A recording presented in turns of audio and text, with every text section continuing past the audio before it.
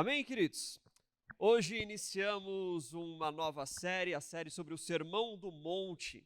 Então, eu queria ler com você, abre comigo em Mateus, capítulo 5.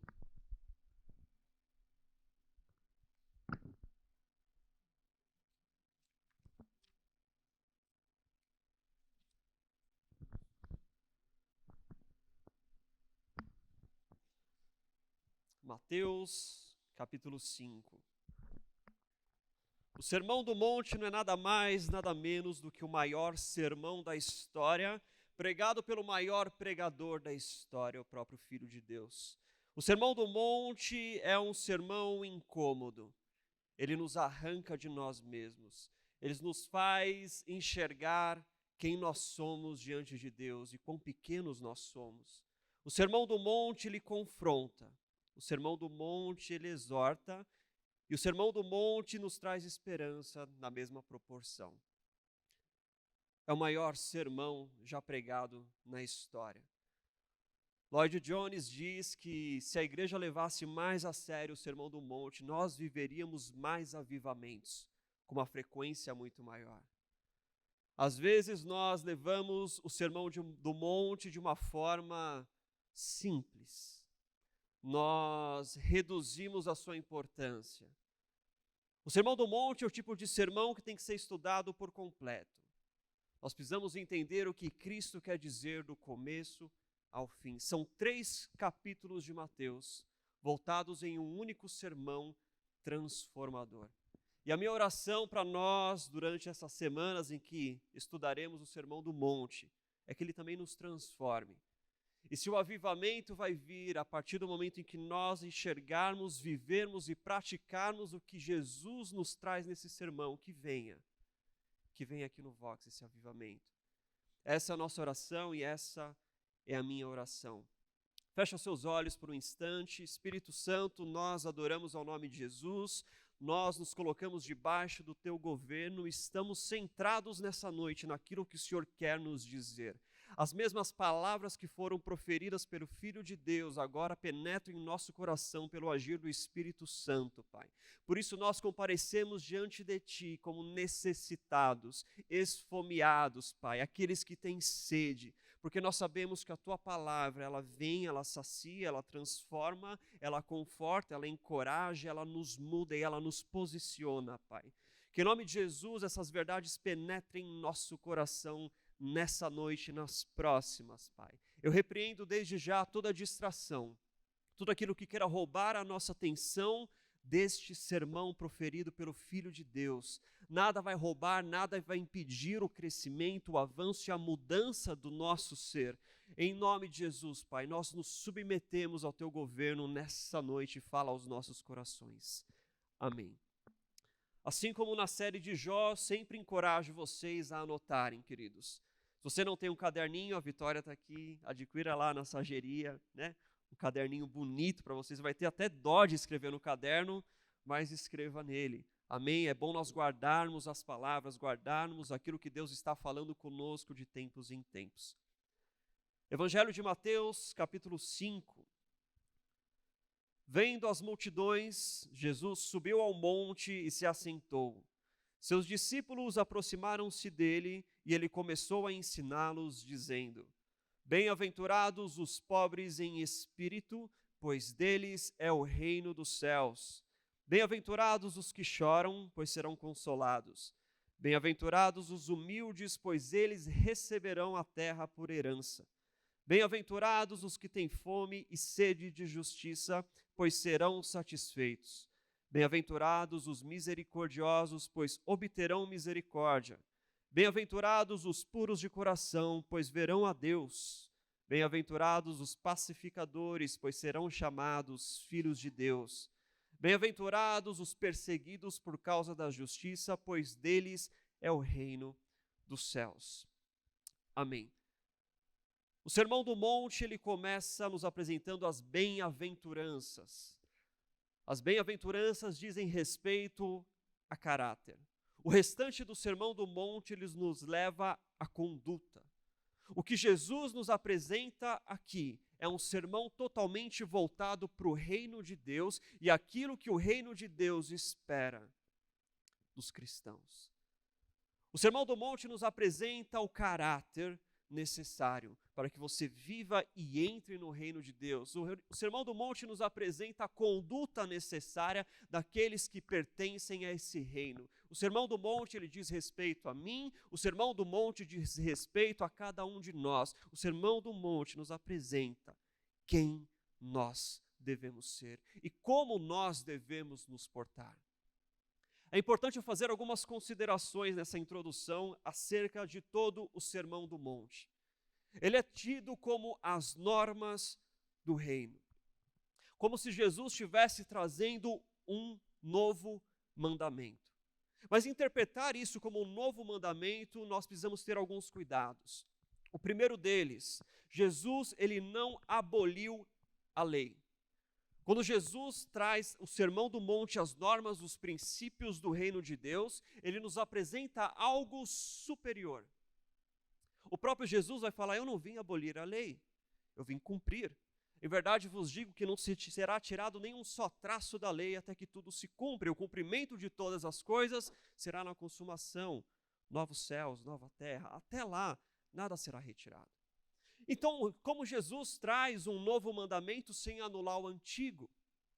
Na verdade, agora com Jesus, nós estamos falando de uma aliança superior, de um sacerdócio superior e da mesma forma de um mandamento superior.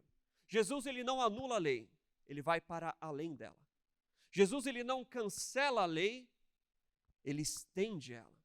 Por isso que Jesus vai dizer, olha, vocês ouviram o que foi dito, não matarás, eu porém vos digo, se você se irar contra alguém, já está digno de julgamento.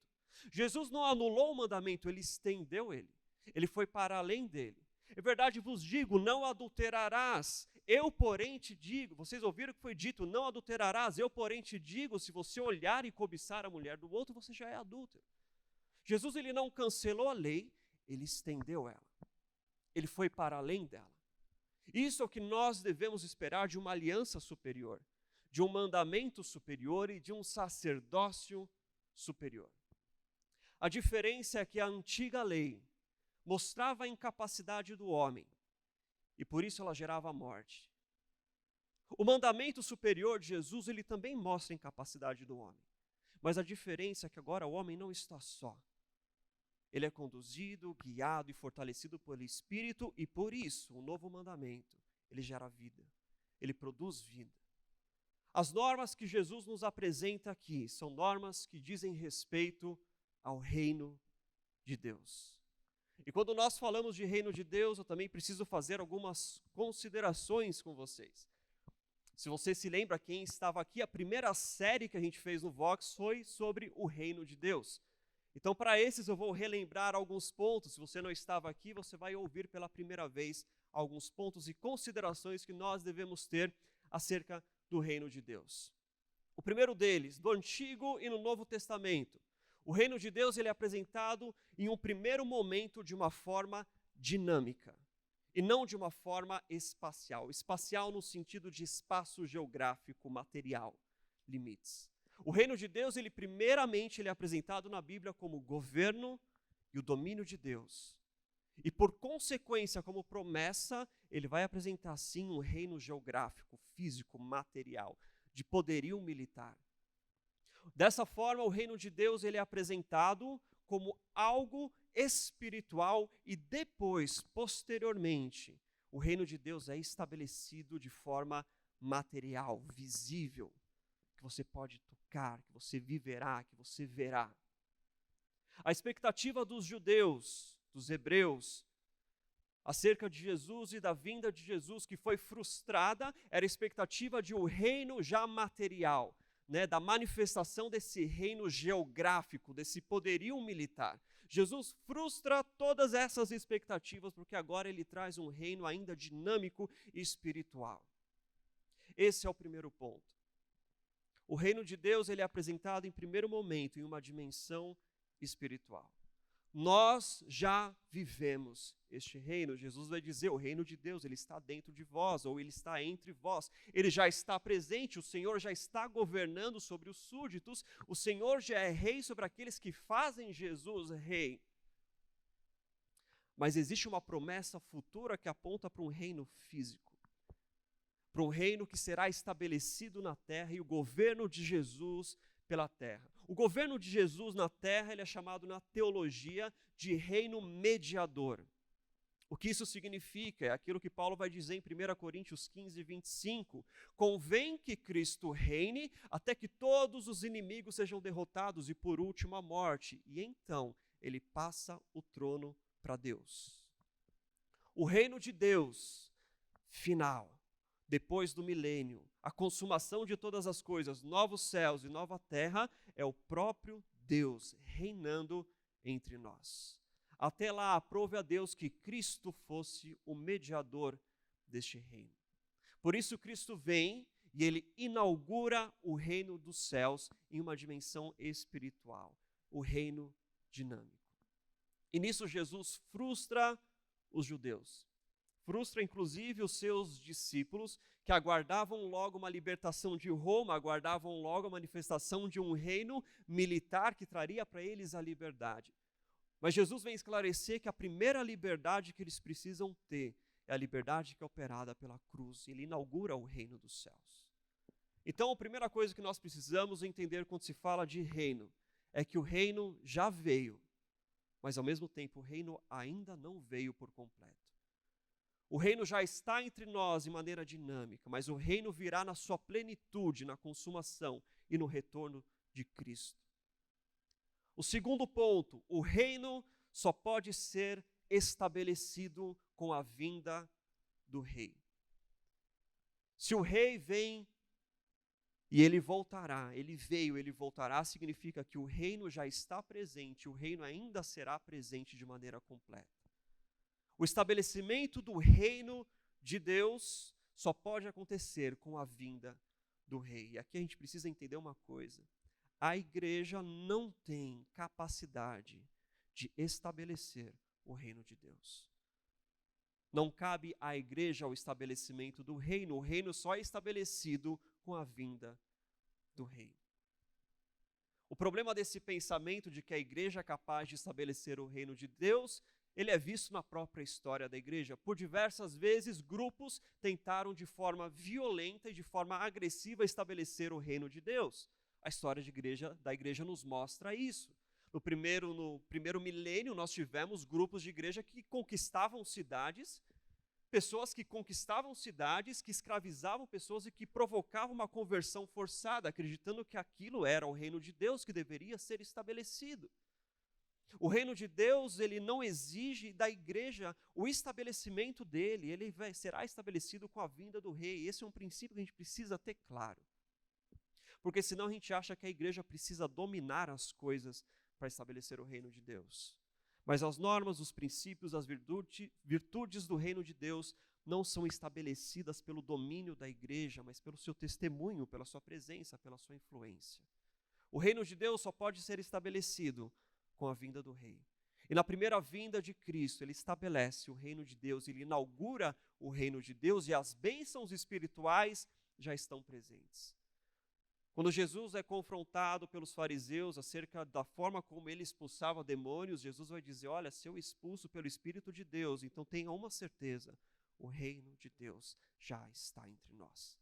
O governo de Deus, o governo de Cristo já está entre nós. Nós já desfrutamos da liberdade, da bênção e da autoridade que há no nome de Cristo, porque o reino dele já se faz presente.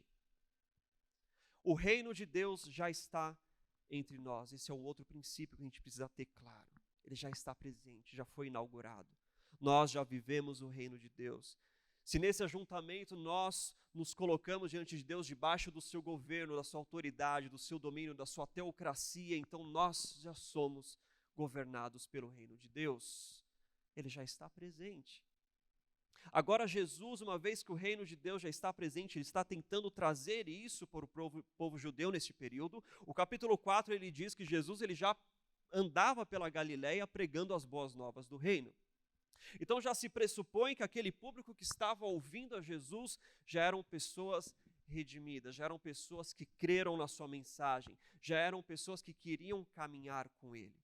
E agora Jesus vai falar, vai sentar eles e vai trazer uma mensagem do que o reino de Deus espera de nós. O caráter e a conduta que nós devemos ter para entrar, para herdar e para viver o reino de Deus. A palavra diz que, vendo as multidões, Jesus subiu ao monte e se assentou. Jesus está na Galileia, ele está na região oeste da Galileia, região bem montanhosa. Ele se assenta com aquela multidão de discípulos, de pessoas que o estavam acompanhando. O fato de Jesus se assentar já mostra, já é algo no conceito cultural da época de que algo importante seria dito. Então, quando Jesus senta, é como se ele estivesse falando, olha, algo muito importante eu tenho para falar para vocês. É como se fosse uma atitude solene, de solenidade. Algo importante vai acontecer aqui.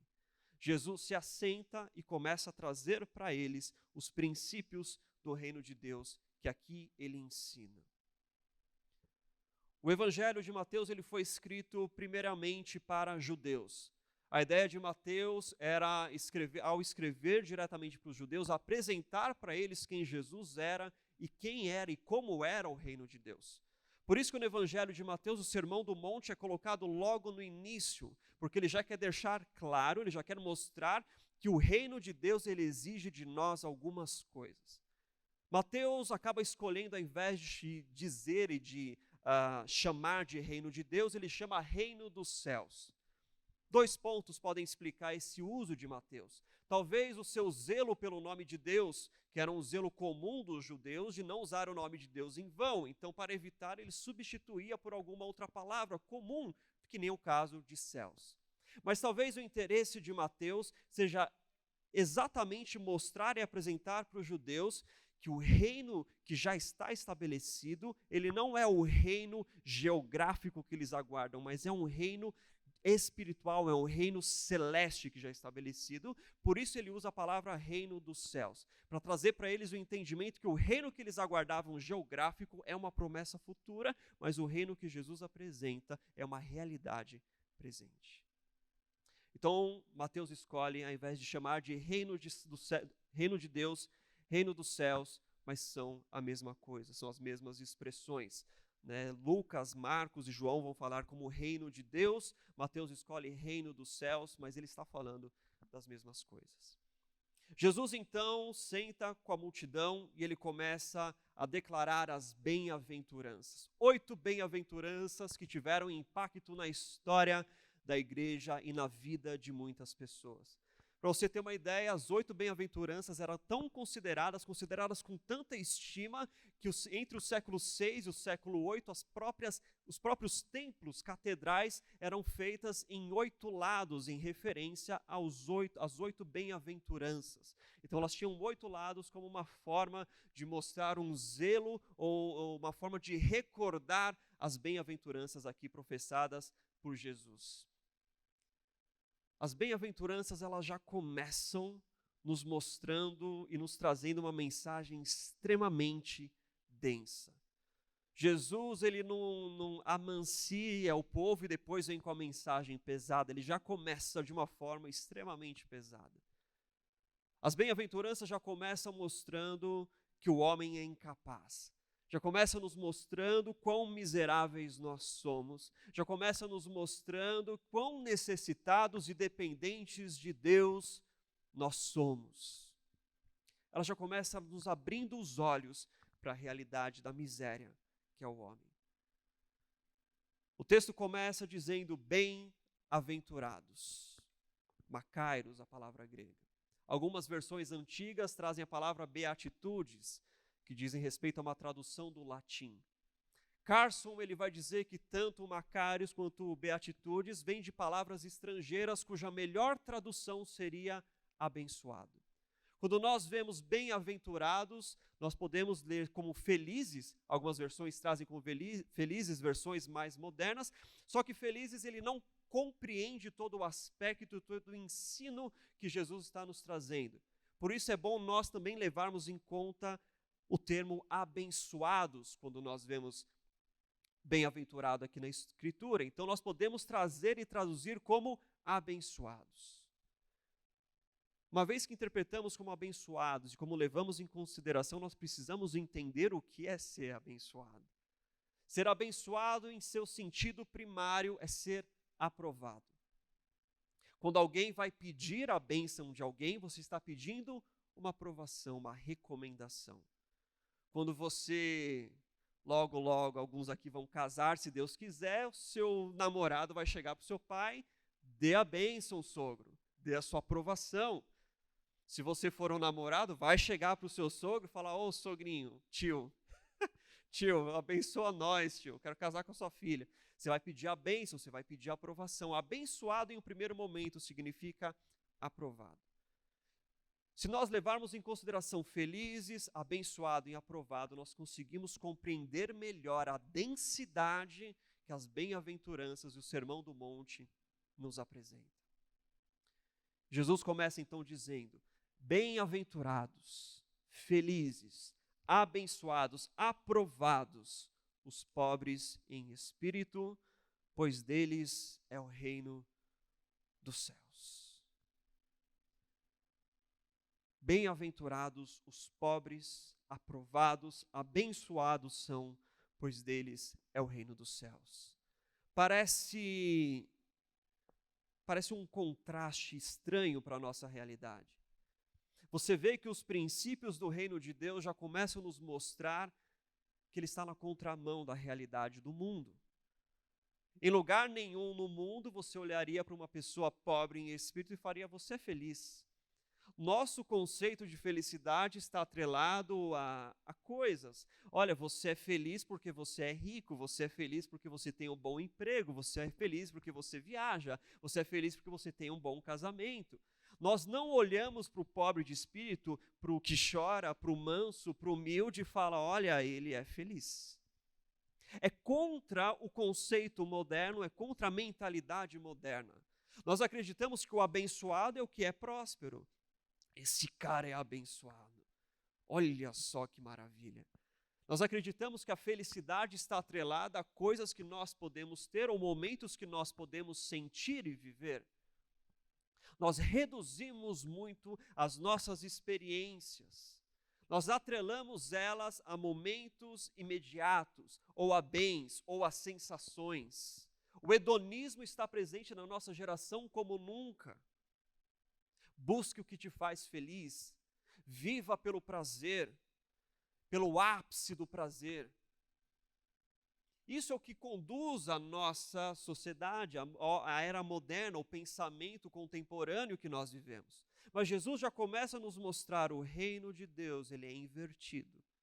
O reino de Deus é de ponta cabeça, porque feliz é o pobre em espírito, feliz é o que chora, feliz é o que é perseguido, abençoado é o perseguido, abençoado, aprovado por Deus é o que chora, é o pobre em espírito. Veja que Jesus não está jogando para o futuro. Jesus não está falando, olha, feliz, aprovado, abençoado será o pobre em espírito. Ele não joga para o futuro, ele já traz para uma realidade. Feliz é. Você que chora, você é feliz hoje. Você é abençoado hoje. Você que é perseguido, você é feliz hoje. Você é aprovado hoje, você é abençoado hoje. Jesus não nos joga para o futuro, não joga a condição de felicidade para a glória futura. Mas Jesus fala, você pode ser feliz a caminho da glória. Você é abençoado a caminho da glória. Você é bem-aventurado a caminho da glória. As bem-aventuranças não dizem respeito a aspectos externos, mas ele fala de coisas internas. A felicidade, a bênção, a bem-aventurança não corresponde a coisas externas. Dessa forma, o Sermão do Monte, as bem-aventuranças já mostram que para você viver de acordo com as normas e princípios que aqui Cristo nos apresenta, ele tem que ser genuíno. Não pode ser fingido, não é algo que pode ser moldado. A sua santidade não está em coisas externas, não está na roupa que você veste, no seu corte de cabelo, no seu braço sem tatuagem. A sua santidade não está nisso. Jesus está apontando para coisas internas, porque Deus enxerga as coisas internas. Deus enxerga nós, nos enxerga como nós realmente somos. E as bem-aventuranças do Sermão do Monte mostram que nós não temos como escapar. Bem-aventurados, felizes, aprovados, abençoados são estes. O pobre, o que chora, o manso, o que é perseguido. Jesus, na sequência, ele vai dizer que bem-aventurado é o pobre em espírito. Nós precisamos entender primeiramente, o que não significa ser pobre em espírito. Primeiro, Jesus não está falando de situação financeira ou privação de bens materiais. O pobre em espírito não é alguém pobre financeiramente, não é alguém que não tem bens materiais, não é alguém que passa necessidade. Esse não é o pobre em espírito. A Igreja Católica levou muito em consideração e interpretou por muitos e ainda interpreta que o bem-aventurado neste caso é o pobre, aquele que se priva de coisas, aquele que se priva de alimento, aquele que se priva de qualquer tipo de riqueza. São Francisco de Assis é um dos homens mais famosos, que a gente ouve, daquele que se privou, daquele que se fez pobre de forma voluntária, daquele que deixou de ter qualquer outra coisa, ou aceitar bens, ou qualquer outras coisas materiais. Essa é uma interpretação extremamente errada do que significa ser pobre em espírito. Ser pobre em espírito não é privação financeira. Do contrário, você ser alguém que generosamente dá ao necessitado seria algo ruim. Porque eu dando para ele, eu estou privando ele de viver uma bem-aventurança. Essa é uma interpretação extremamente errada. Ser pobre de espírito também não é aquela pessoa de personalidade fraca.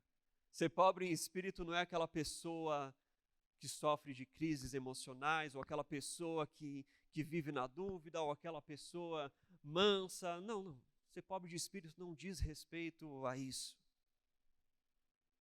A pobreza de espírito que Jesus diz aqui é semelhante à pobreza de espírito que Isaías vai mencionar no capítulo 57. Quando Deus diz, eu habito no santo e sublime trono, mas eu também estou com o contrito e o pobre em espírito. Pobre em espírito é associado com o contrito. Dessa forma, a melhor maneira de interpretarmos e entendermos o que Jesus está querendo dizer como pobre de espírito é aquele que reconhece a sua falência espiritual. O pobre em espírito é aquele que reconhece a sua incapacidade. É aquele que reconhece que ele está ausente de qualquer virtude moral que o recomende diante de Deus. O pobre em espírito é aquele que reconhece a miséria que ele é sem Deus. O pobre em espírito é Gideão quando chamado e fala, quem sou eu? Eu sou o menor da minha casa, um dos menores da minha tribo, quem sou eu para fazer algo? Se o Senhor não for comigo, eu continuo aqui debulhando os grãos. O pobre em espírito é Isaías contemplando o trono e falando, ai de mim, eu vi o Senhor, eu sou um pecador, um homem de lábios impuros, e vivo no meio de um povo de impuros lábios. O pobre em espírito é Pedro falando, mestre, afasta de mim porque eu sou pecador. O pobre em espírito é Paulo falando, miserável homem que eu sou, quem me livrará do corpo dessa morte? O pobre em espírito é aquele que reconhece a sua necessidade de Deus. É a forma mais profunda de arrependimento. É aquele que reconhece sua decadência, sua miséria, a sua falência espiritual. Não há nada em mim que me recomende a Deus, não há nada em mim que me torne merecedor ou digno de algo de Deus. É o homem compreender quem ele é, porque à medida que nós compreendermos quão miseráveis nós somos, nós vamos poder contemplar quão glorioso Deus é. Nós só vamos ter a dimensão da preciosidade que Cristo é, quando nós temos o entendimento do quão necessitados, pobres, nus e miseráveis nós somos. O pobre em espírito é aquele que reconhece que ele não pode nada sem Deus. E Jesus já coloca que é este que herdará o reino dos céus. Pobre em espírito é logo o primeiro degrau do restante do Sermão do Monte. Sem isso, você não vive nada do que está aqui. Sem isso, você não viverá e não receberá a recompensa que eu apresento. Não tem como você entrar no reino de Deus e herdar a vida eterna se você não for pobre de espírito. Se você não reconhecer a sua situação, a sua realidade. Se você não reconhecer a sua decadência. Se você não reconhecer o quão pequeno você é. O quão fraco você é. Se você não reconhecer que sem Ele eu nada sou e nada posso. O pobre em espírito é o publicano que ora no templo e fala: Senhor, que pecador que eu sou. Senhor, eu não mereço nada. Aquele que tem altivez do espírito é o fariseu. Fala: Senhor, obrigado porque eu tenho tudo. Mas são os pobres em espírito, humildes em espírito, que entram, que herdam, que desfrutam do reino dos céus. É para eles. Esse é o primeiro degrau. É necessário nós sermos pobres em espírito, para a gente consiga levar em consideração o quão precioso Cristo é. E a pergunta que eu faço para você é: Cristo, Ele é precioso para você? Cristo, Ele é tão precioso para você e para a sua vida? Mas não responda de uma forma religiosa, responda de uma forma genuína. Cristo, Ele é realmente precioso para você, para a sua vida? Você realmente entende a sua miséria? Você realmente entende a sua necessidade de Cristo? Se você entende, deixa eu te fazer uma segunda pergunta para gerar incômodo. Se você entende que Cristo é tão precioso para a sua vida, então eu te pergunto, como que está a sua vida devocional? Se Cristo é tão importante e precioso para você, como está a sua vida de oração? Se a sua vida de oração está em falta, se a sua vida devocional está em falta, você ainda não se tornou pobre em espírito o suficiente. Porque você ainda não enxergou quão necessitado você é. Porque o reino de Deus é que nem o homem que encontra um tesouro no campo e ele vende tudo o que ele tem. Ele abre mão de tudo que ele tem, ele renuncia a tudo que ele tem para adquirir aquele campo, porque o reino é precioso. O reino de Deus é que nem um comerciante de joias que, encontrando uma pérola preciosa, ele vende tudo que ele tem para ter ela. O reino de Deus, ele exige uma renúncia sua, de tudo que você tem, tudo que você é, para que você se torne digno dele. Se você considera Jesus realmente precioso para você, então a sua vida, o seu caráter vai refletir isso. Você não vai conseguir ficar distante da palavra, porque é por meio da palavra que aprove a Deus se revelar. A palavra é a revelação de Deus. Nós conhecemos a Deus e conhecemos a Cristo por causa da palavra. Se você realmente é dependente de Cristo e reconhece a sua miséria espiritual, então você vai ter uma vida forte em oração. Se te falta isso, então você não é pobre de espírito o suficiente. Então isso significa que esse sermão é para mim, esse sermão é para você. Porque são os pobres em espírito que entram no reino de Deus. O reino de Deus é para esses. O reino de Deus é para esses que reconhecem. Jesus, ele não pega leve, ele pega pesado. Mas ele também apresenta sempre a bênção, a recompensa, que é entrar no reino dos céus. Jesus, ele continua: bem-aventurados, felizes, aprovados, abençoados são os que choram. E qual que é a recompensa? Serão consolados. Naturalmente, o choro procede de um espírito pobre. Quando você reconhece a sua miséria, quando você reconhece o quão pequeno você é, então a reação emocional do corpo é o choro. Porque você reconhece que você é incapaz. É Paulo falando, aquilo que eu quero eu não faço, e eu faço aquilo que eu não quero, eu sou miserável, miserável, miserável. Quem me livrará deste corpo de morte? O choro é consequência de um espírito humilde.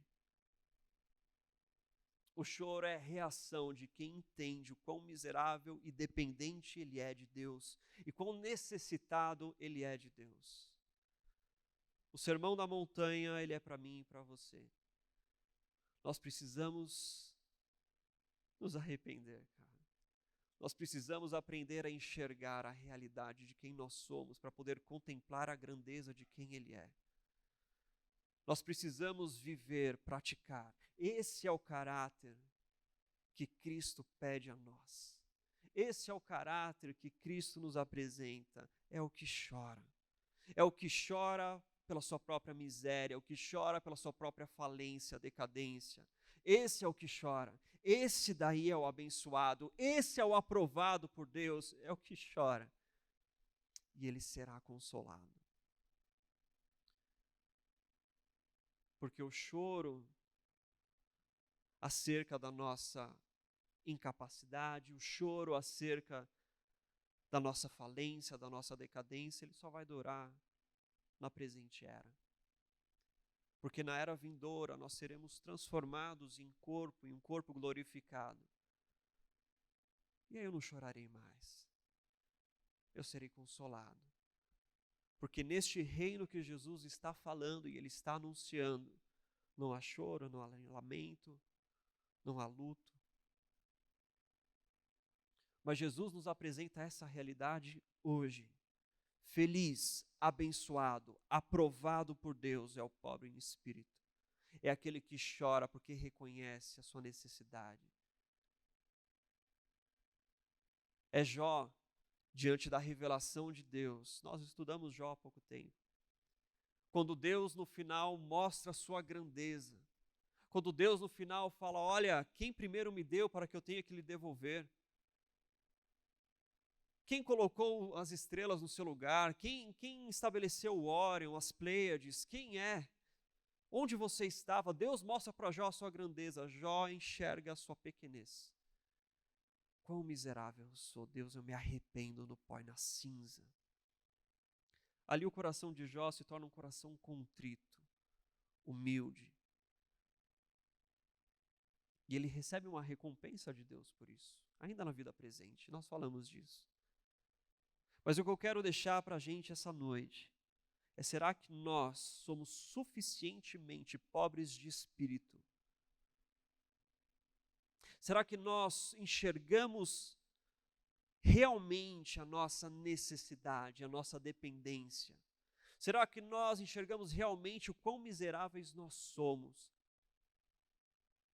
Porque se nós enxergamos, isso daí então é refletido na nossa vida. Nós então não somos aqueles que leem o sermão, nós participamos do sermão. Nós nos tornamos o sermão. Esse é o caráter que Cristo espera daqueles que vão herdar e entrar no reino dos céus. É este o caráter que Ele espera, não há outro caminho. O reino de Deus, ele é para os pobres em espírito. Aqueles que choram serão consolados. E vem a bênção. A meditação que nós devemos ter é: Pai, será que eu realmente entendo o quão necessitado eu sou do Senhor? E se eu realmente entendo, por que eu não consigo refletir isso na minha vida? Se eu não reflito isso na minha vida, é porque eu ainda não consegui compreender a minha miséria. Se você achou que o sermão da montanha, ele vinha para te colocar para cima, eu lamento te dizer. Porque primeiro ele nos coloca para baixo. Ele nos mostra a realidade de quem nós somos. Para contemplar então a grandeza, a grandiosidade, quão precioso ele é. O Sermão do Monte é um sermão inescapável. Ele me confrontou e vai confrontar cada um de nós. Que seja um sermão que vai nos arrancar de nós mesmos, que vai abater o nosso orgulho, o nosso ego, que vai nos revelar o quanto nós precisamos dele. Então, que essa seja uma meditação para você ter nos próximos dias. A parte das bem-aventuranças nós vamos dividir em 2. No próximo culto nós continuamos. E o Sermão do Monte, queridos, compra uns 2 caderninhos da vitória, porque a gente vai seguir ele por um tempo. Amém? Pode ficar de pé.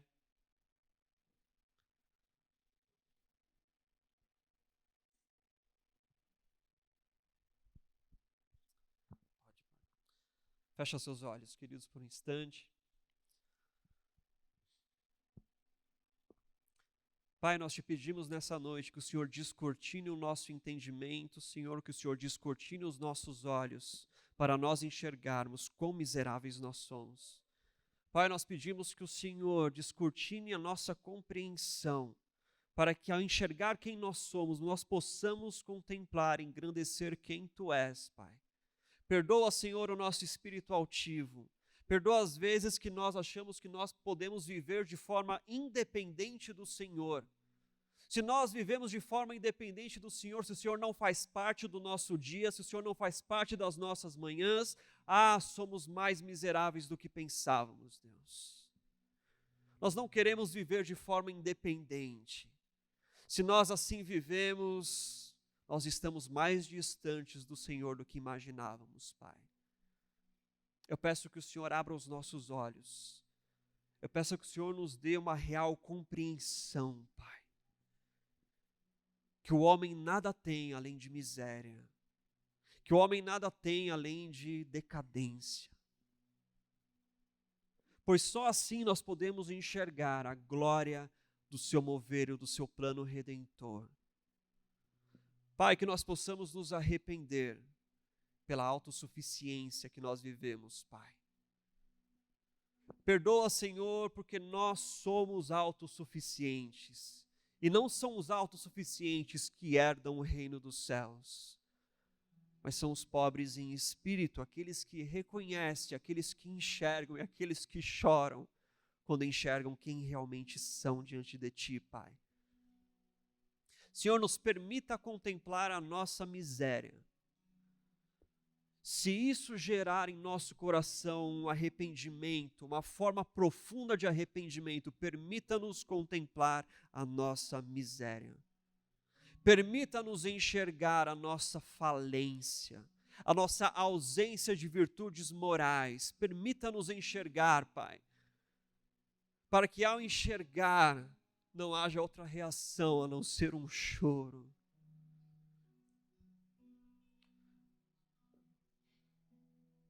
Mas que nós então possamos, Pai, contemplar quão glorioso e grande é o Senhor, Pai. Que nós possamos, Senhor, contemplar quão gloriosa é a obra redentiva que o Senhor operou. Pai, nós nos arrependemos e queremos nos voltar para Ti verdadeiramente, Pai. Verdadeiramente, Deus. Perdoa, Senhor, porque nós ocupamos os nossos dias com tantas coisas importantes, mas nós nos esquecemos que mais importante do que todas as coisas é o Filho de Deus.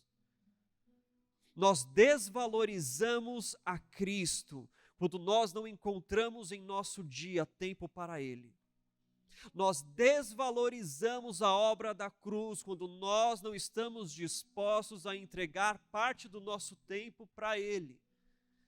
Quão miseráveis nós somos, Deus. Quão pequenos nós somos, quão decadentes nós somos, Pai. Quão imerecedores, indignos, Pai, nós somos. Deus, somos pobres, Pai. Não temos nada para oferecer, nada para entregar, Pai. Perdoa-nos, Senhor, perdoa-nos, Pai. Mas nós queremos que o Senhor não somente encontre espaço em nossa vida, mas o Senhor seja a fonte, o alicerce de toda a vida que eu vivo, de toda a vida que nós vivemos, Pai.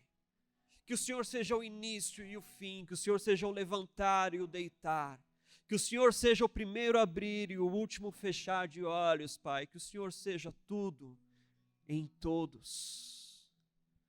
Em nome de Jesus, Pai. que nós possamos nos voltar para o Senhor e te engrandecer e te valorizar, e abrir mão e renunciar e entregar, Pai, para estar contigo. Que eu não coloque nada na frente do Senhor, Pai, que nós não possamos, a gente não coloque nada na frente do Senhor em nossas vidas e em nossas prioridades, seja o Senhor supremo.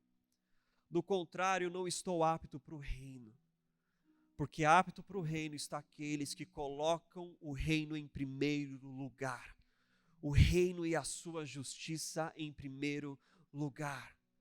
Pai, que o Senhor nos encontre como servos fiéis, bons, súditos fiéis, bons, Pai.